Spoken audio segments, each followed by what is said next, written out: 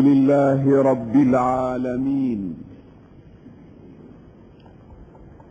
اللهم لك الحمد كما ينبغي لجلال وجهك ولعظيم سلطانك.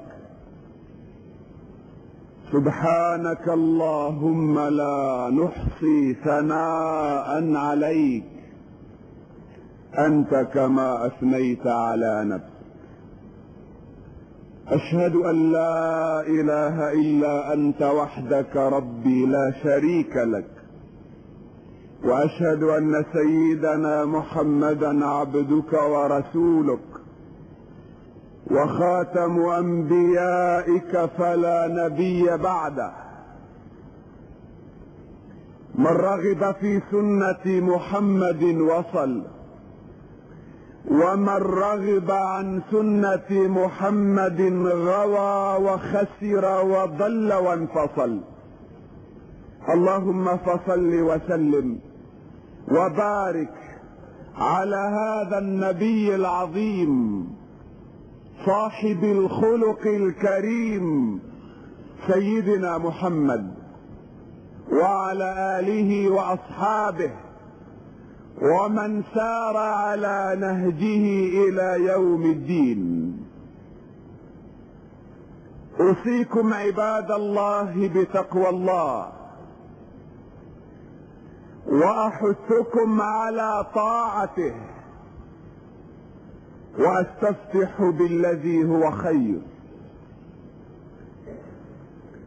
يقول رب العزة جل جلاله في محكم كتابه وفصيح بيانه: يا أيها الذين آمنوا لا تخونوا الله والرسول وتخونوا أماناتكم وأنتم تعلمون. ويقول: إن الله يأمركم أن تؤدوا الأمانات إلى أهلها. ويقول رسولنا الأعظم نبينا الأكرم سيدنا محمد صلى الله عليه وسلم: أد الأمانة إلى من ائتمنك، ولا تخن من خانك. لا إيمان لمن لا أمانة له، ولا دين لمن لا عهد له. أيها الإخوة، في بعض المواقف ينحرج الرجل ماذا يقول، وأظنك قد وقعت في مثل هذه المواقف حين تمر في طريق وتجد حادثا ذهب ضحيته طفل أو رجل. ماذا تفعل؟ السائق هرب، ماذا تفعل أنت؟ هل تترك الضحية تلفظ أنفاسها؟ ضميرك لا يتحمل. هل تسعفها؟ إذا تكون قد وقعت في مشكلة. ربما علقت مع الشرطة والضبط وأصبحت أنت المتهم، لا تدري ماذا تفعل، تقدم رجلا وتؤخر أخرى. واليوم أنا في هذا الموقف حين أتحدث عن الأمانة أجد مجتمعا يلفظ أنفاسه. هل أضع يدي على مواضع الجرح؟ هل أوقف النزيف؟ إذا ربما أصطدم مع بعض المشاعر. هل أدعه ينزف؟ يموت. لابد إذن أن أضع يدي على مثل هذه النقاط والتمس العذر ان كنت صريحا الى درجة ما. الامانة ايها الاخوة خلق عظيم واساس متين من اسس الاصلاح والعمران. الامانة خط عريض من الخطوط البارزة في سجل الحضارة والمدنية والعيش الرغيد.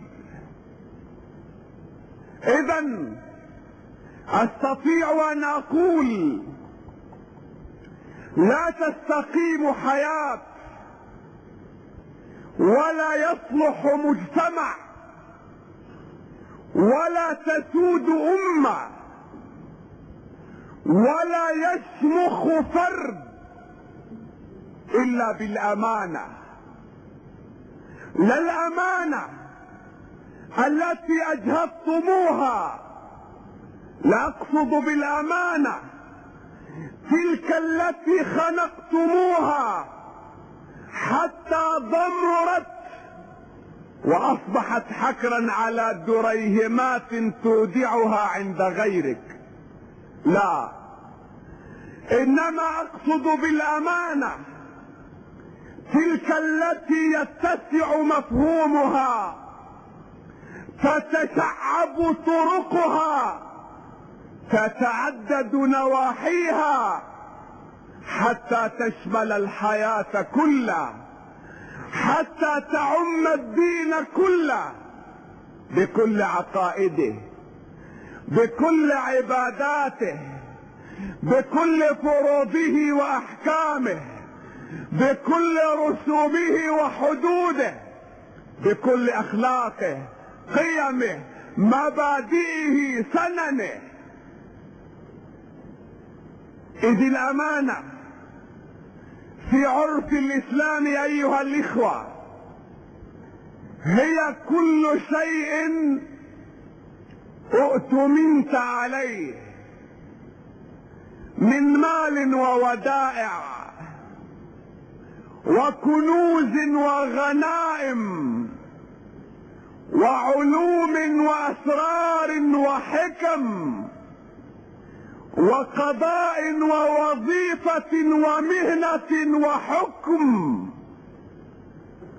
وقول وعمل وطاعة وعبادة وحركة وسكنة وخلق وخلق ومال وولد وشعب وبلد، وكل ما كلفت بالمحافظة عليه وأدائه والتعامل معه بالشكل والوجه الذي يرضي الله ورسوله.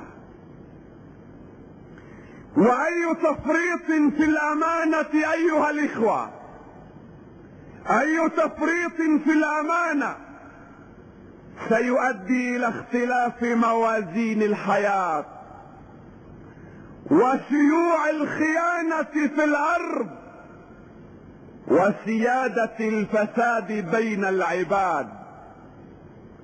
فبالأمانة تنمو العلاقات وتتعمق الصلات وتتوثق الأخوة وتقوى الروابط وتتمتن الأواصر.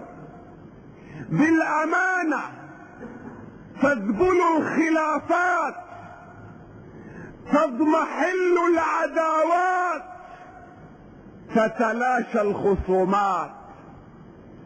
وبدون الأمانة سيقع المجتمع فريسة بين براثن الخيانة وتحدث في الأرض فتنة عريضة وفساد كبير وشر مستطير.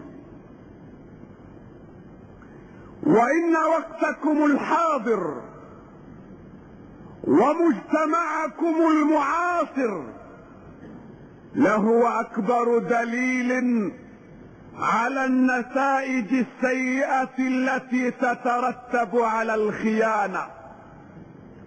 ولو جئت اليوم في هذا العصر الذي تلاشت فيه الأمانة واضمحلت وضمرت، لو جئت تتأمل في المجتمع أين تجده؟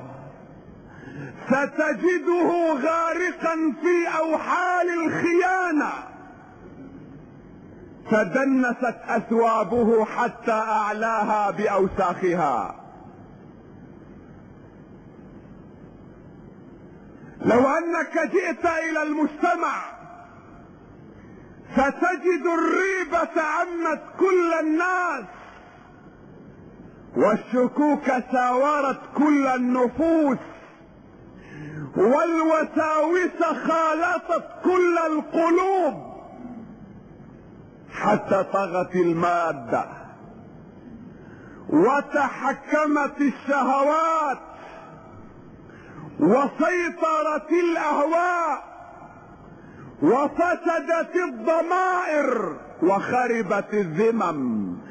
قل الخير وفاعلوه وكثر الشر وحاملوه، حتى أصبح المجتمع في حالة لو جئت تبحث عن أنقاضه، لو جئت تبحث بين أنقاضه عن بقايا الأمانة لما وجدت إلا آثارا هزيلة ضعيفة بالية نخرة تتواجد في زوايا مهملة في المجتمع.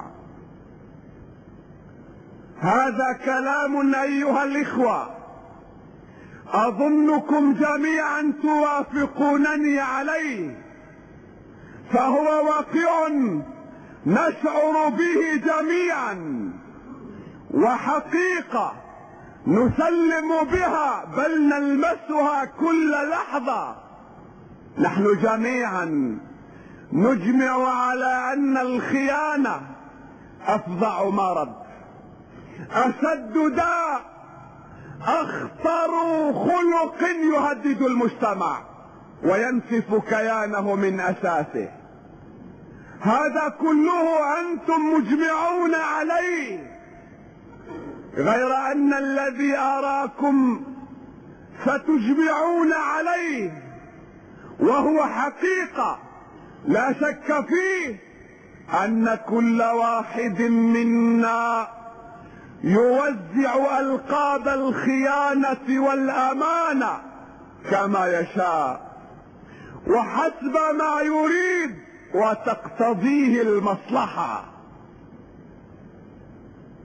حسب ما تقتضيه المصلحة. لذلك تجد الواحد منا يرى نفسه أمينا وفي قمة الأمانة، ويرى غيره خائنا جاثيا راكعا في حضيض الخيانة. لكن أيها الإخوة، لكن الأمور لا تحصل بالتمني ولا بالادعاء.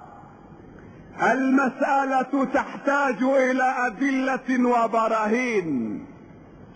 للخيانة والأمانة قواعد، موازين، بها تستطيع أن تتعرف على موقفك، على مكانك في المجتمع، وهل أنت تقف بين الخونة أو الأمناء؟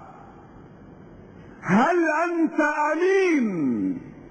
هل سألت نفسك يوما ما؟ هل احتكمت إلى هذه القواعد لترى نفسك هل أنت أمين؟ إذا لم تكن قد حاولت سابقا تعال معي لنحاول سوية. هل نحن أمناء؟ هل أنت أمين؟ أسألك. لا تستعجل بالإجابة، سأعرض عليك نقاطا ومسائل على ضوئها أجب أنت نفسك. كفى بنفسك اليوم عليك حسيبا. هل أنت أمين؟ عيناك هل تمدهما إلى ما متع الله به أزواجا من الناس زهرة الحياة الدنيا ليفتنهم فيه؟ إن فعلت فلست أمينا على عينك، إنما أنت خائن. عيناك هل تنظر بهما إلى عورات الناس وخبايا بيوتهم؟ إن فعلت ذلك فأنت خائن. سمعك هل تسترق به؟ هل تتجسس به على الناس؟ هل تسمع به الغيبة، النميمة، الشتم والسب واللعنة والكفر؟ إذا أنت خائن.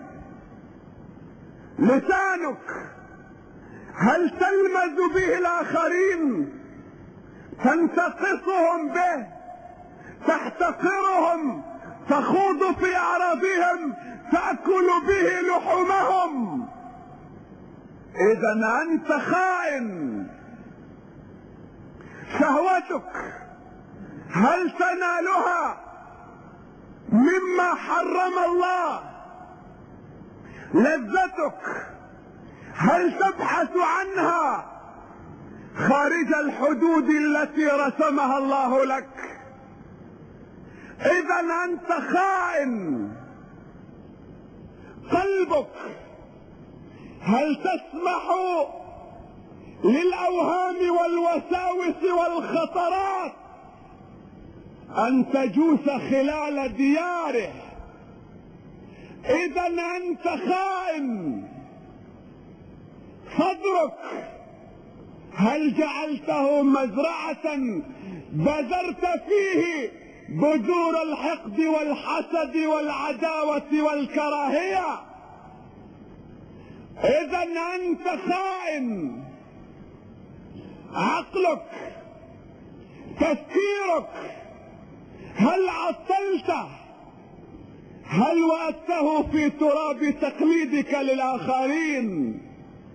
هل سجنت وراء قضبان حديدية من شهواتك؟ إذا أنت خائن. يداك هل تمدهما إلى ما منعك الله أن تمدهما إليه؟ بغش، باحتكار، بسرقة، بغصب، بظلم، باعتداء، بجرح، بقتل. إذا أنت خائن. رجلاك هل تمشي بهما إلى ما منعك الله أن تسير بهما فيه أو إليه؟ إذا أنت خائن. وقتك، زمنك، فراغك، ساعات عمرك كيف تستهلكها؟ باللهو واللعب، بالعبث والمجون، حول طاولات النرد والقمار، بقراءة المجلات الفارغة، بمشاهدة الأفلام الفاسقة. إذا أنت خائن. مالك يوم كنت تجمعه هل كنت لا تتحرى الحلال؟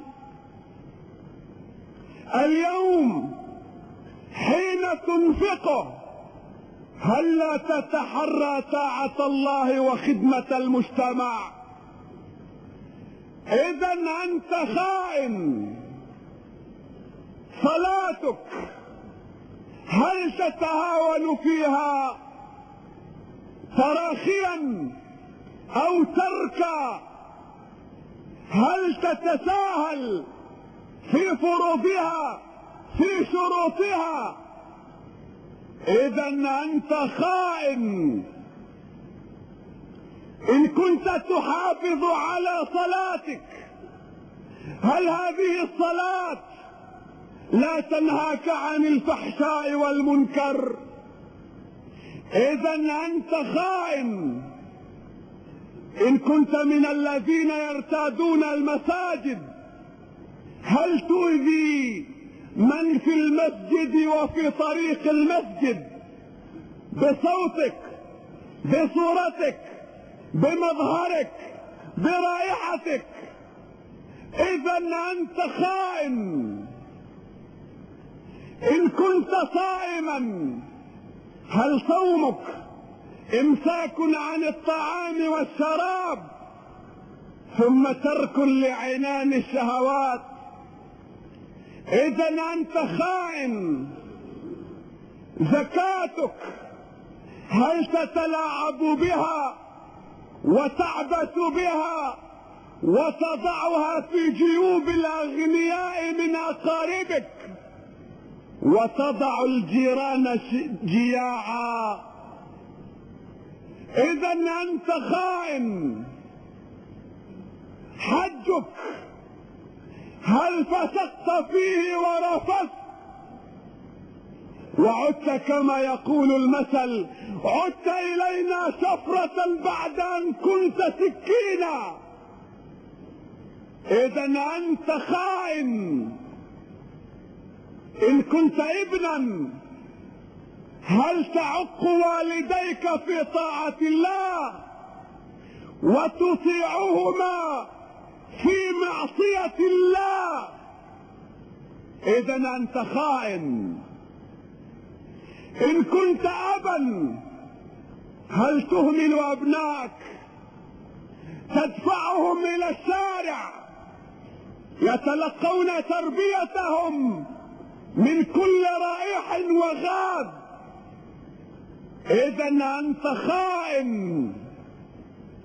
إن كنت أمة، هل تذهبين إلى مشاويرك وسهراتك تبتغين شهواتك وأهوائك فيما تسمينه أنت عمل، وتتركين طفلك عند الخادمة، عند الجارة، عند الجدة العجوزة، أو في دور الحضانة حيث يتلقى تربية غير تربية دينك. إذا أنت خائنة.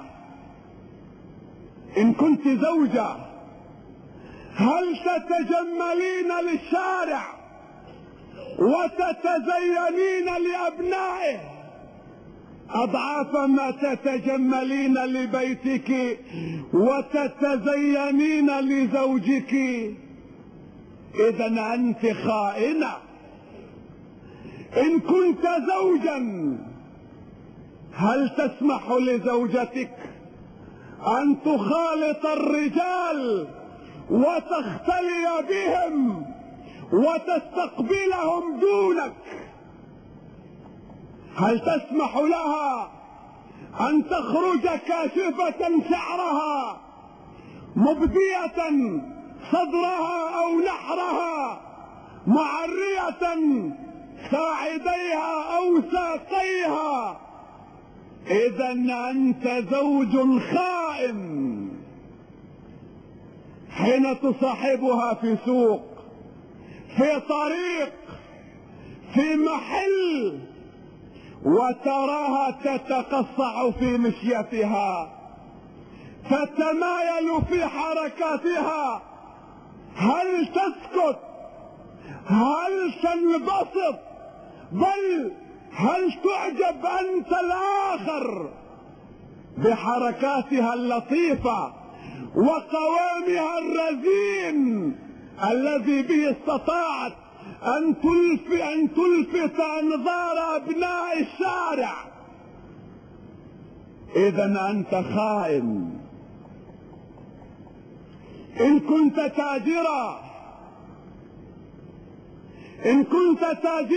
أيها الإخوة، أيها الأخ المسلم، إن كنت تاجرا وترك الزبون أو المشتري الأمر لدينك، لضميرك، لوجدانك، غره مظهرك، احتمى بلحيتك، اختفى بين حبات سبحتك، اعتصم بصورة شيخ من مشايخك تعلقها في صدر حانوتك، احتمى بحجاتك السبع اللاتي حججتهن ولم تفهم منهن شيئا، هل ستعطيه أسوأ بضاعة بأغلى سعر؟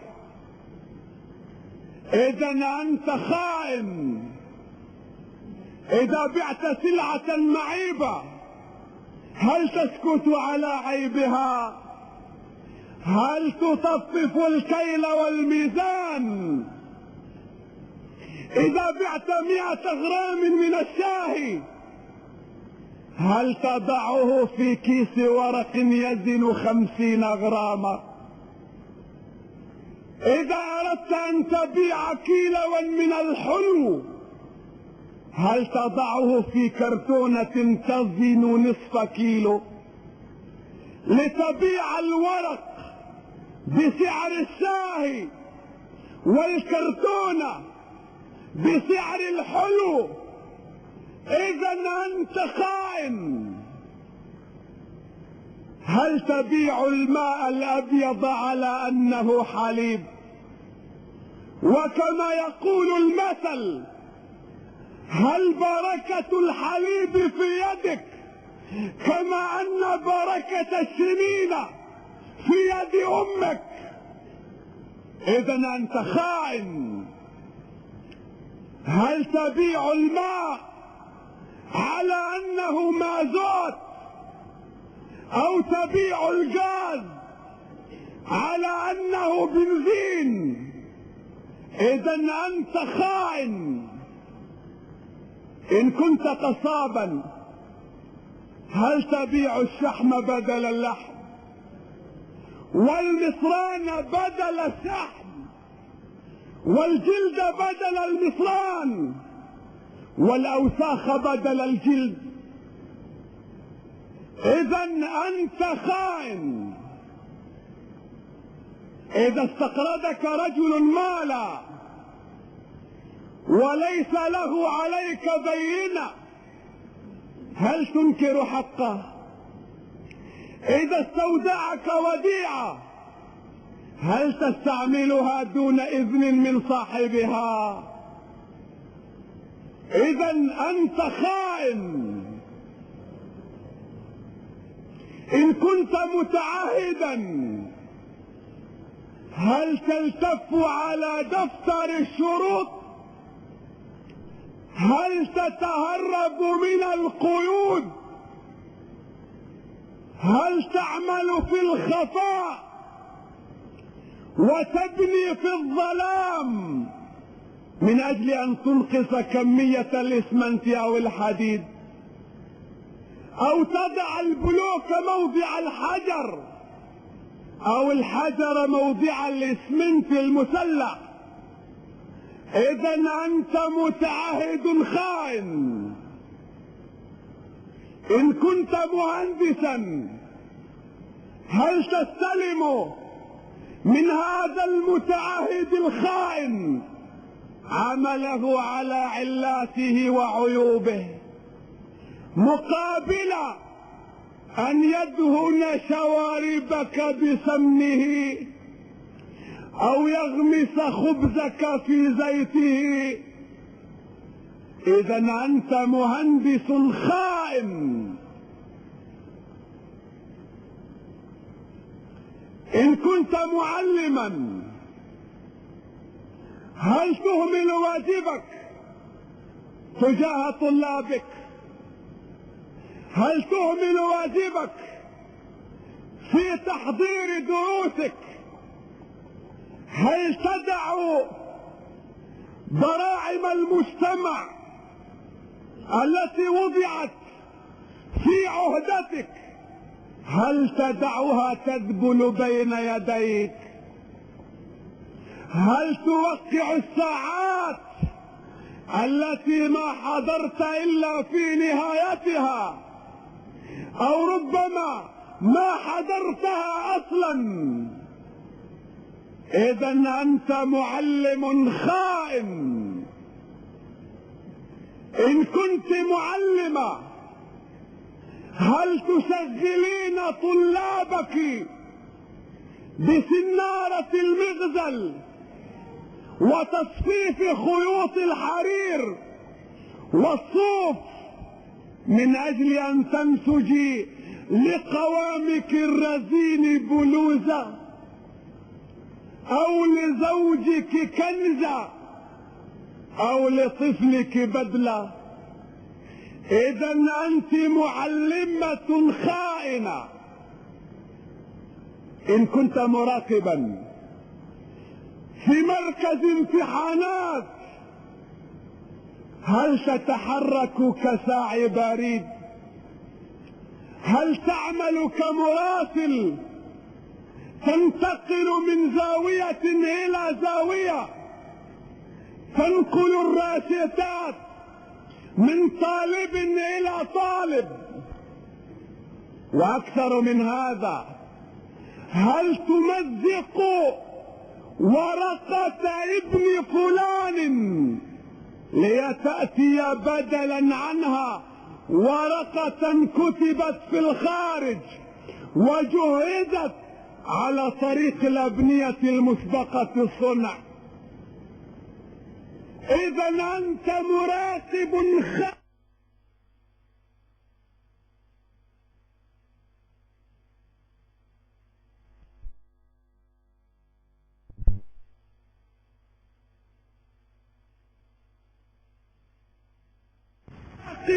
خائن. ان كنت مراقب تموين هل تشارك بعض التجار مقابل ان تسكت عنهم ويناصفوك ما سرقوه؟ اذا انت خائن. ان كنت امين مستودع هل تمد يدك الى ما فيه بسرقة ثم تضرم فيه النار لتتلف الموجود مع المفقود تضيعهما معا، او تعرضه للشمس والرطوبة لتنظم انت ومن معك ضبطا بإتلافه ثم تتقاسم ما بقي منه؟ اذا انت لست امين مستودع انما انت خائن مستودع. ان كنت خبيرا في مكتب حبوب لا ادري ماذا يسمونه مجرما، ان كنت مجرما هل تبخس الناس بضاعتهم الا اذا اعطوك؟ وبعد ذلك ان اعطيت هل تستلم التراب بدل الشعير والشعير بدل الحنطة ما دامت حصتك مؤمنة؟ اذا انت لست مجرما في مكتب حبوب انما انت مجرم في مكتب حبوب. ان كنت طبيبا هل تغض نظرك اذا جاءت امرأة الى عيادتك؟ هل تغض نظرك هل تقتصر على مواضع الضرورة وتعاملها على انها اختك وان عرضها امانة في رقبتك؟ اذا انت طبيب امين، والا فانت خائن. هل همك جيب مريضك دون صحته؟ اذا انت خائن. هل تجري عمليات الاجهاض السرية في عيادتك او مشفاك مستغلا الظروف القاسية التي وقعت فيها بعض فتيات الشارع؟ اذا انت طبيب خائن. ان كنت صيدليا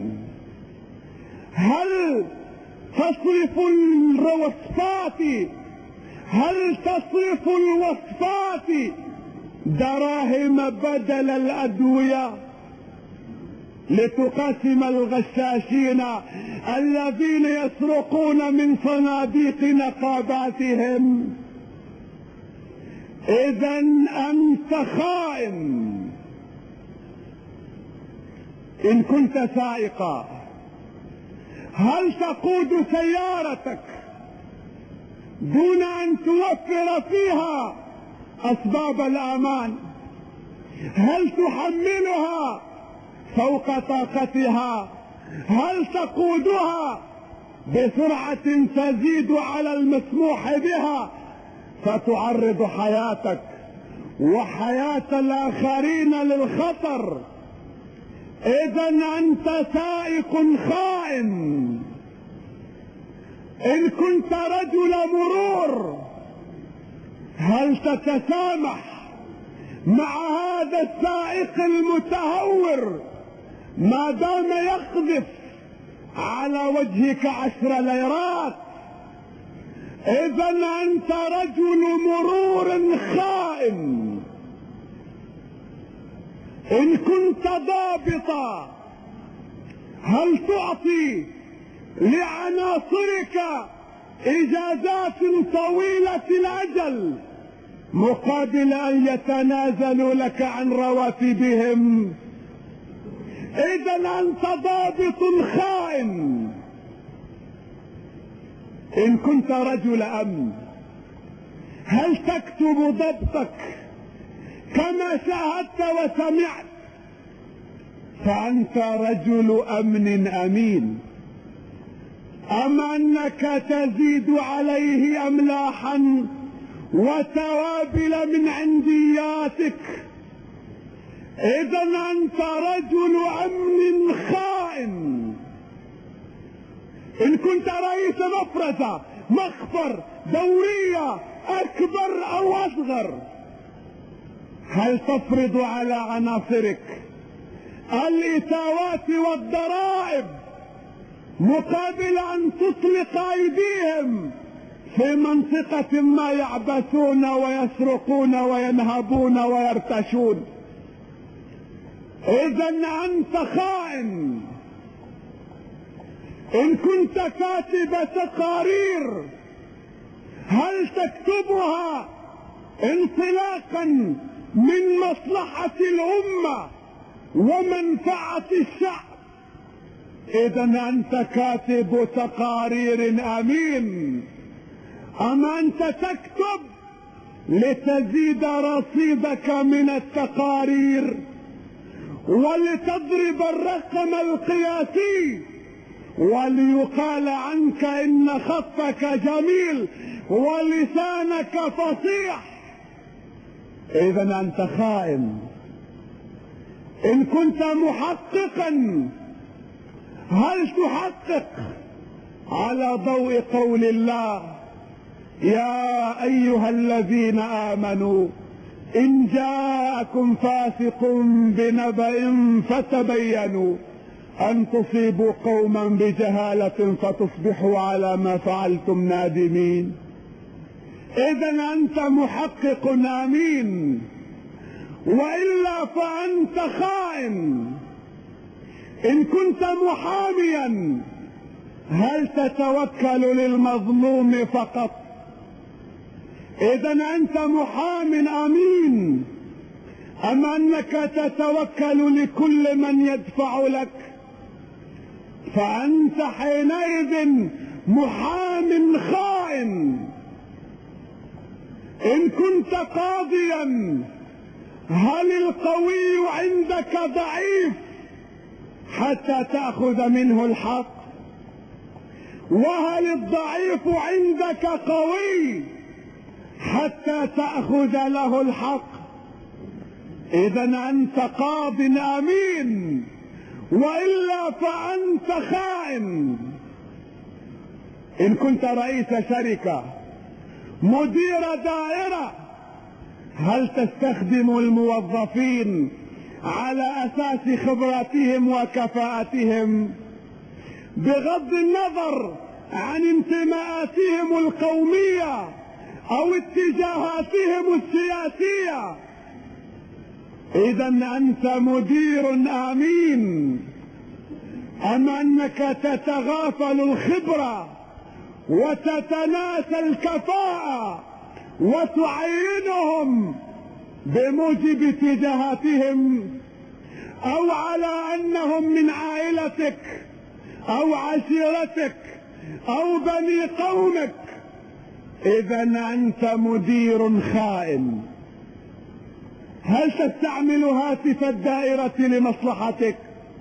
هل تكتب على قراطيس الدائرة حاجاتك الخاصة؟ هل تستعمل سيارتها في غير ما تسمح بها أنظمتك؟ إذا أنت خائن. هل تصرف قسائم البنزين دراهم تضعها في جيبك أو مازوتات تضعها في بيتك؟ إذا أنت خائن. إن كنت عاميا وجهلت شيئا من أمر دينك، هل تخجل ولا تسأل أهل الذكر؟ إذا أنت خائن. إن كنت عالما وسئلت عن حكم شرعي، هل تسكت طمعا في شيء أو خوفا من شيء؟ إذا أنت عالم خائن. إن كنت خطيبا، هل تأمر الناس وتنسى نفسك؟ إذا أنت خطيب خائن. إن كنت إمام مسجد، إمام بلد، هل تقول لجمهورك اسمع لقولي ولا تنظر إلى عملي، ينفعك قولي ولا يضررك تقصيري؟ إذا أنت إمام خائن. إن كنت مربيا أو كما يقال لك شيخ طريقة، هل تربط أتباعك والمحسوبين عليك؟ هل تربطهم بكتاب الله وسنة رسوله؟ هل تعلمهم على حب الناس جميعا وخدمة الخلق جميعا والتفاني في سبيل مصلحة الناس جميعا؟ إذا أنت شيخ أمين. أم أنك تبني بين أتباعك وبين المجتمع أسوارا حتى لا يبصروا الحقيقة؟